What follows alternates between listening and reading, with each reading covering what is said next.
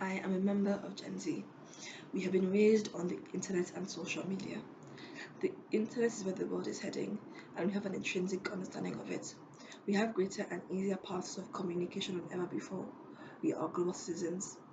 I think this is a pretty good thing, but for me, this has had what I consider to be a pretty negative side effect. My name is Kika Arifayan. I'm 14 years old, and history is my favorite subject. I have always loved it. So during quarantine, I decided to do a history project. I sat down and thought about the things I wasn't taught in history class, things I did not know. At this point, it's important to note that I go to a school that follows the British curriculum. Before that, I went to a Montessori school. These schools are wonderful.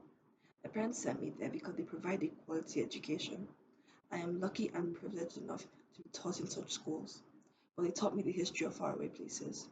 I learned about the French Revolution and ancient Greece and William the Conqueror. Last September, we went in depth about the alliance systems in place in early 19th century Europe and Weimar Germany. These are not places I have any connection to. I was born and I'm currently being raised in Lagos, Nigeria. I have lived here my entire life, and I realized when I planning the project that I know nothing of it. This is sad and depressing, but it's not the problem. The problem is that I didn't realize it earlier. You would think I noticed I don't know much about my country's history and I realize about it now. The problem is that I know more about Western politics than I do my own. The problem that I'm attached to my culture.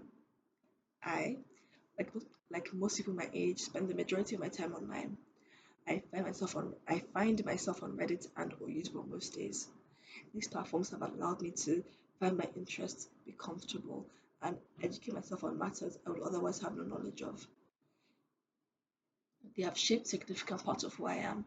My humor tends to stem from that weird, unhinged, self-deprecating, slightly irony-poisoned sensibility that seems to define teenagers nowadays. My friends and I can carry entire conversations in memes. I'm highly individualistic and at the same time empathetic because the internet and well, my parents taught me to be that way. My personality and worldview have been formed by the internet, and the parts of the internet I am on are overwhelmingly Western. Daily, I get drawn into conversations about how hot it is in the UK right now and the lack of air conditioners. Conversations about how weird Americans are about high school sports. I read people's arguments about the potential privatization of the NHS, the Confederate flag, and the federal minimum wage. These are things I'm glad I know. But because they're the only things I encounter online, I have a greater understanding of foreign politics and social issues than I do domestic ones.